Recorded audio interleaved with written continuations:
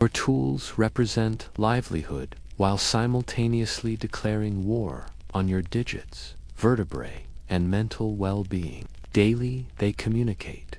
We enable survival while gradually destroying you.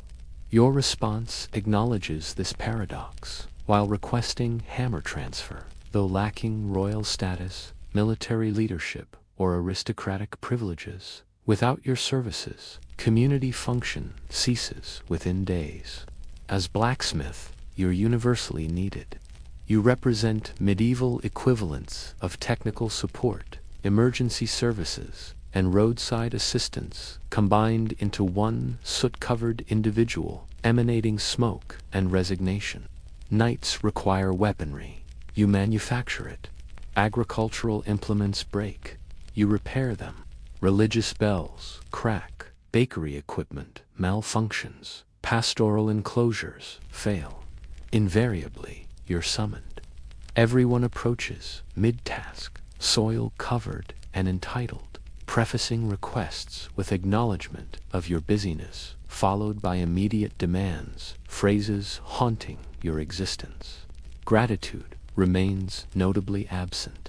Your service is presumed obligatory, practically birthright ordained. When their tools function, structures remain secure, or defensive equipment performs adequately. They depart with minimal acknowledgement. As though you should feel privileged repairing corroded containers at dusk for meager compensation. Payment varies unpredictably, sometimes currency, sometimes goods, sometimes forgotten promises. One customer provided deceased poultry with exaggerated culinary potential. You become the universal problem solver, regardless of responsibility. Gate hinges bent from improper usage, your problem.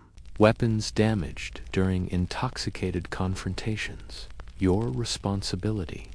Mysterious, unidentifiable metal objects requiring restoration, naturally your domain. Yet the village rarely raises toasts to you. The acclaim goes to the knight with his gleaming armor, the priest with his flowing robes, or the miller with his prize goat. You're the backdrop essential but invisible, a fixture rather than a figure. But deep in your coal-blackened heart lies a quiet certainty. Without your hands, their world would crumble within days. Fields would lie fallow, homes would collapse, horses would stumble lame.